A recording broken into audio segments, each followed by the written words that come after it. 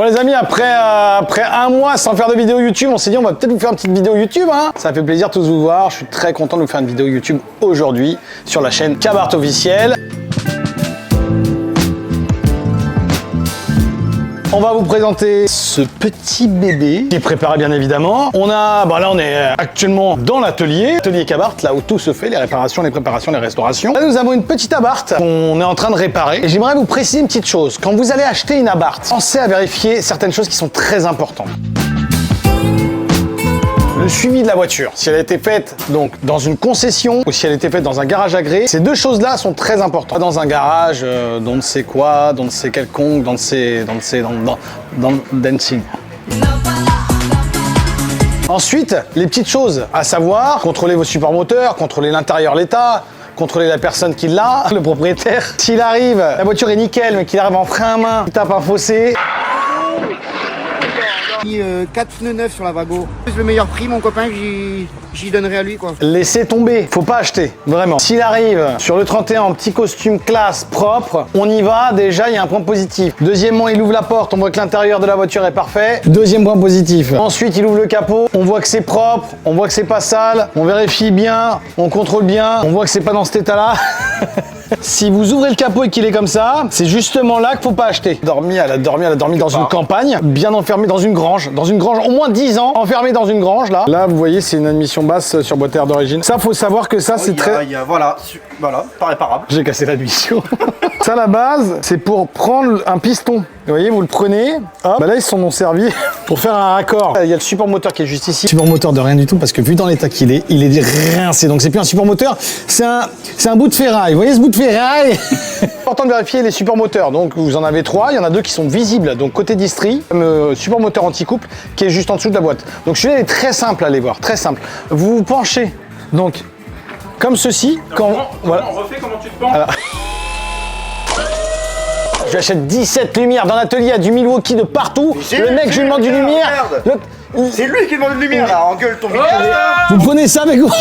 Parce que ça, tout le monde en a. Ça, évidemment. Ça, quand vous allez contrôler une voiture, toujours pensez à prendre sa lumière. D'accord? Toujours. Alors là, t'es sur le parking, tu viens. Là, t'es sur le parking. Là, t'es sur un parking. Le parking de quoi? De Lidl. Voilà. Donc tu prends ta lumière. Tu prends ta lumière direct au calme. Tu dis au monsieur, tu dis voilà, écoutez, je vais juste contrôler que tout va bien. Donc tu te penches, je vais pas la refaire. Max, il la mettra en double ou en triple éventuellement. Comme ça, vous pourrez rigoler bien sagement dessus. Et ensuite, vous allez sagement au sol et vous cherchez où est le support.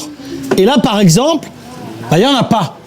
Il n'y en a pas parce que Jérémy, il a enlevé le support. Hein? Parce qu'il est sur le berceau. Et il est où? Il est où le berceau? On a la chance ici d'être dans un atelier. Donc... quelle Porsche, putain, je me sens bien. Support moteur anti-couple qui est juste ici, donc c'est la faiblesse des Abarth. Celui-ci, si on peut le vérifier, c'est bien. Le problème, c'est que quand vous êtes sur un parking, il est assez compliqué de le contrôler. Mais en tout cas, vous le savez, moi je vous le précise. Donc, distribution, vous pouvez le voir. Le support moteur anti-couple, c'est un petit peu plus compliqué.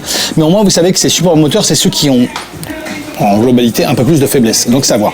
Ensuite, vous regardez les factures qui sont très importantes. Questionnez au propriétaire si elle a été entretenue dans une concession ou dans un garage agréé, parce que c'est très important. Et ensuite, si vous pouvez regarder un petit peu le châssis, il va l'emmener forcément au contrôle technique. Il va l'emmener au contrôle technique, vous vous demandez simplement s'il peut prendre une petite vidéo. Alors ça coûte rien, alors tout le monde ne va pas forcément le faire, mais ça peut être un petit plus. Et vous lui demandez de faire une vidéo et de voir l'état. Si l'état est propre et que la voiture en dessous est restée au chaud dans un garage et n'a pas traîné dehors pendant 10 ans, vous allez la retrouver en bon état. Si la voiture a traîné dehors dans une rivière où elle a été inondée suite à une catastrophe naturelle qui s'est passée, bon vous pouvez la retrouver dans cet état-là. Et je peux vous dire que là, il faut réfléchir à 2 fois.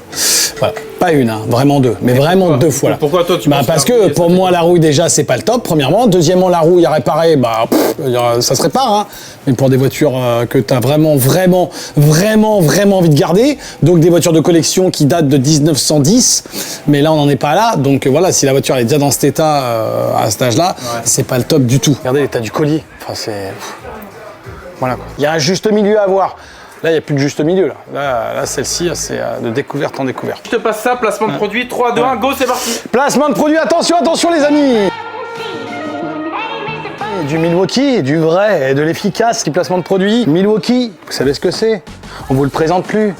Encore merci à notre Thomas d'être toujours présent et de nous apporter du matériel de qualité qui est efficace avec lequel nous travaillons pas à 50% dans l'atelier, mais à 200%. Nous avons quasiment que du Milwaukee.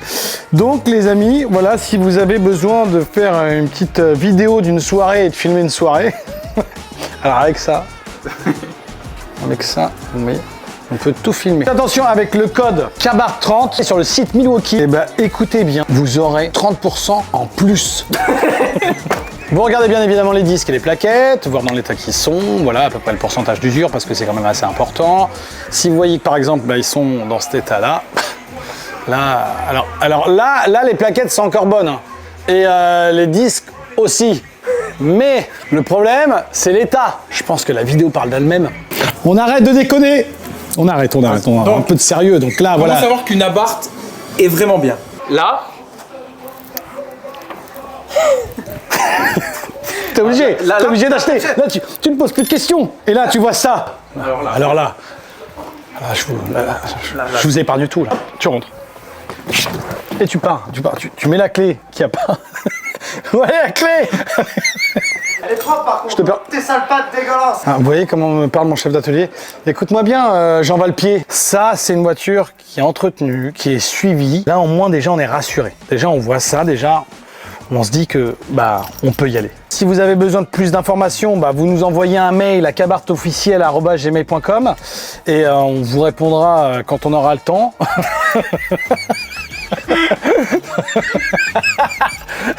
Emma vous répondra quand on aura fini son planning. S'il vous plaît, je fais une petite vidéo, je vous dis ça, ne faites pas comme j'ai fait à certaines vidéos. Le lendemain d'avoir vu la vidéo, de tous m'envoyer des messages sur WhatsApp. Parce que si je reçois 30 messages de personnes qui ont visité des voitures, alors je change de métier. Main droite, clé. Ok. Clé. Ouais. Main droite. Ouais. Clé. Comme dans Papa dans Maman. Hop. Ok, ça c'est bon. Contact. Contact. Clé. Clé. Contact. Contact. Contact. Clé. Frein. Parce que c'est une automatique. Non, stop, on arrête les bêtises et je vais vous présenter 3 Abarth qui vont vous plaire. Bon, vu que ça faisait longtemps, on s'est dit qu'on va peut-être vous balancer quelque chose de sympa et pour le coup, on a pris un stage 2, un stage 4 et un stage 3.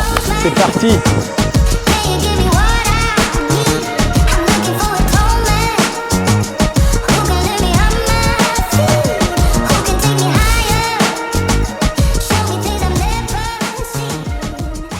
Bon, alors sur ce stage 2, comme vous pouvez le constater, c'est un biton, les amis. Et sur un biton gris, un gris foncé, un gris clair en dessous. J'adore la config. Je kiffe, surtout avec cette jante-là. Alors, faut savoir que c'est du noir mat avec du polymiroir, gris polymiroir là. Ça, c'est juste magnifique, mais par contre, quand tu les rayes, t'as bien le seum. T'as bien la mort parce qu'à refaire, c'est chiant. Je vous en parle même pas. Franchement, il y a du rappel sur le diffuseur arrière, comme on peut constater. Pour faire un rappel sur le rouge au niveau des étriers. On a des petits éléments qui ont été rajoutés en carbone, donc par le propriétaire directement. Ça qui est très très joli.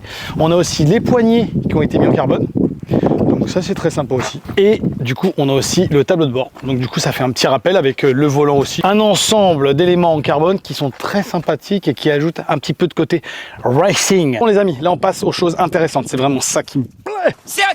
Stage de performance. Ce stage de performance comprend quoi? Un intercolorant en 7,5 litres pour celle-ci, des injecteurs en 650. Nous avons donc une admission haute pour celle-ci. Nous avons un Garrett 1446 qui a été hybridé, donc ça vient de chez nous, c'est préparé chez nous tout ça. Nous avons une dump valve Bonalume, elle a un V-Kata, oh c'est pas bien pour le contrôle technique. Alors les Kata Sport 200 cellules, ils passent plus aussi le contrôle technique.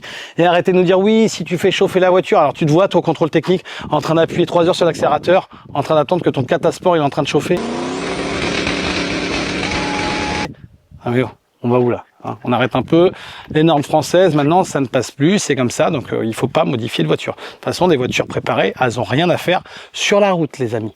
Qu'on soit bien d'accord. Une ligne d'échappement Ragazone en 63.5. Donc, ligne complète en 63.5. Que ça soit à partir du décata jusqu'à la sortie. Nous avons le décanteur qui est juste ici. Et nous avons aussi la petite cartographie qui est modifiée ici, bien sûr. Et voici les chevaux de celle-ci. Max vous affiche ça tout de suite là. Après le stage 2, les amis, le stage 3, on commence à monter. On pourrait penser que d'aspect c'est une XSR, mais ça ne l'est pas. C'est pas une XSR. Donc elle a toutes les configs en fait de la XSR un petit peu. En regardant, on a le rétro rouge, la bande Abarth en rouge, on a les étriers Brembo qu'il n'y a pas sur la XSR, mais en rouge. Donc du coup, ça fait un petit rappel.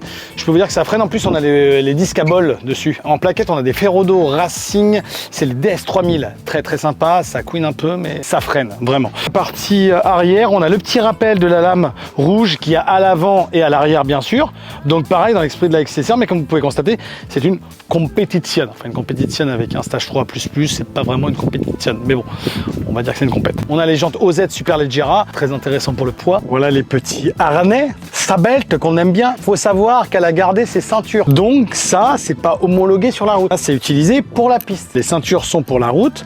Ça, c'est pour la piste. Voir ces beaux sièges Sabelt en carbone. Qu'est-ce que c'est beau, c'est magnifique. Avec le short shift qu'on voit, DNA et l'arceau, hein, bien évidemment, le demi-arceau. Beau, hein. Voilà. Le volant, un petit peu de carbone par-ci par-là. On a le tableau de bord avec le gris anthracite. Bon, le petit contour en carbone ici, qui est très très joli. Voilà, il manque juste à mettre le cache et franchement, après là-dessus, elle est finie. Là, nous avons un manomètre de pression, donc pour la pression du turbo, la pression d'huile et la température d'huile pour celle-ci. Comme ça nous permet de bien suivre la pression. Là-bas, par contre, vous allez voir, il y a un petit peu plus de mano pour le coup. Donc là, nous avons un TD04. Et oui, on les aime, les TD04. Un bon TD04 avec un collecteur GMC pour la partie échappement. Nous avons donc le Decata qui va avec, la ligne en 63.5 de chez Ragazone, bien évidemment. Nous avons une dump valve volume. Nous avons un intercolor Aura 9 litres e-tech. Nous avons un radiateur refroidisseur d'huile. Nous avons des injecteurs en 650. On avait un collecteur d'admission majoré avec un papillon majoré. On les a pris, on les a jetés.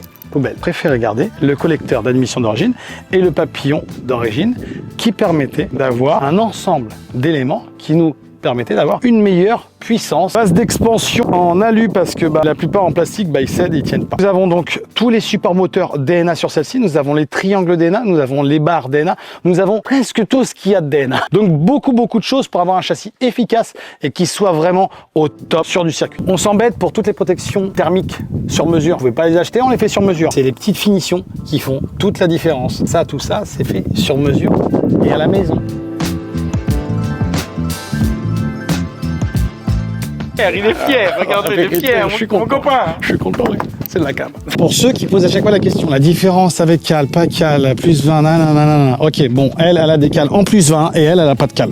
Voilà, Max, il va s'approcher, vous allez voir la différence, vous allez voir un petit peu ce que ça donne. Pas de cale, des cales, pas de cale. Là, les amis, on rentre clairement dans du n'importe quoi. On va arrêter de discuter pour rien, c'est bon, on arrête de rigoler.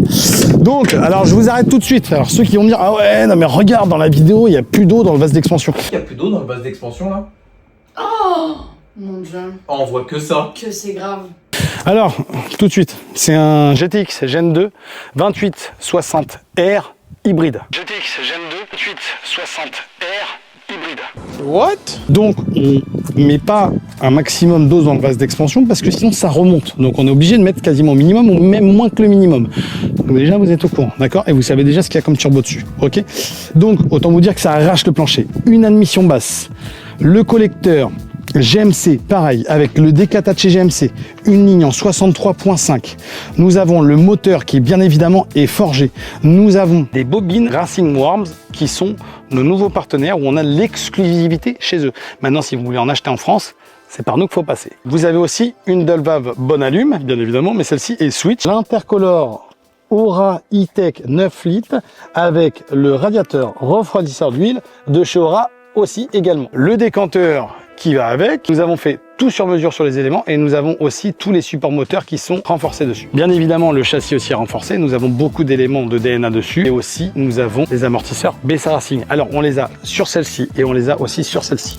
Les BC Racing vous permettent de régler l'hauteur, la dureté et la souplesse. Les injecteurs en 650. Ouais, les gris, c'est pas très beau, c'est pas très joli. Ce sont les évents où l'air pénètre. Alors dis-moi, sur les Formule 1, là, quand ils nous mettent des écopes là, qui dépassent de je sais pas combien, on te demande si c'est beau ou pas beau? Non, le plus important, c'est l'utilité. Arrête de poser tes questions, arrête de savoir si c'est beau ou pas beau. Le plus important, c'est l'utilité et l'efficacité. Pour la partie intérieure, siège Sabelt, le tableau de bord en carbone, on reste sur du sobre, efficace, joli, magnifique, merveilleux, sensationnel. Premier manomètre, donc ça c'est le GT. Ouais. Exhaust, gaz, température. Ça mesure la température de l'échappement. AFR, air et fuel, air et essence, le ratio. Donc ça mesure le ratio, très important pour avoir le bon ratio. Juste en dessous, manomètre de pression de turbo, la pression du turbo, la pression de l'huile, la température d'huile. Tout ça c'est très important sur une voiture de piste, ça permet de voir ce qui se passe à l'interne du moteur. Là, celle-ci, elle est déjà démarrée parce qu'on laisse toujours chauffer. Écoutez bien cette sonorité avec les arbres à cam. C'est juste fantastique.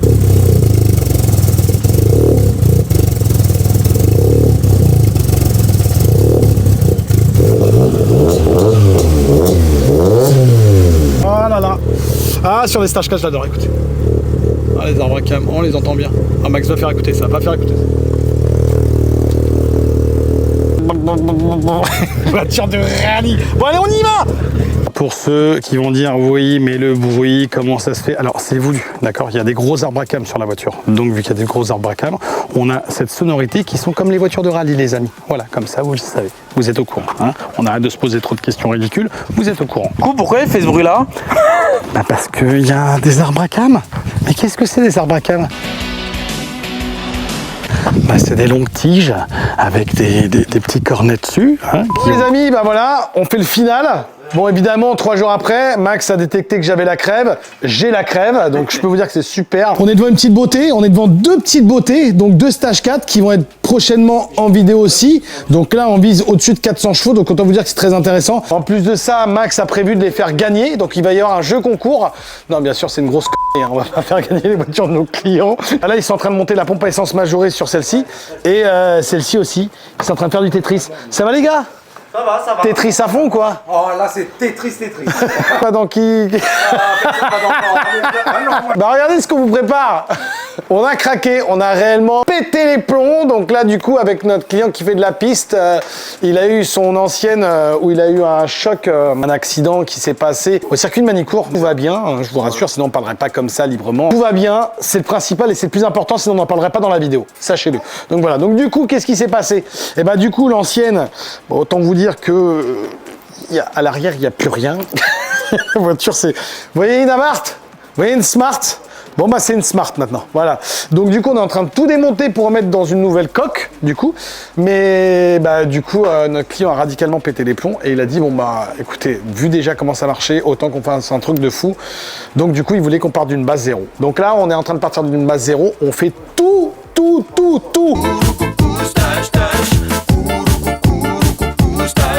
Tout sur mesure. Tout.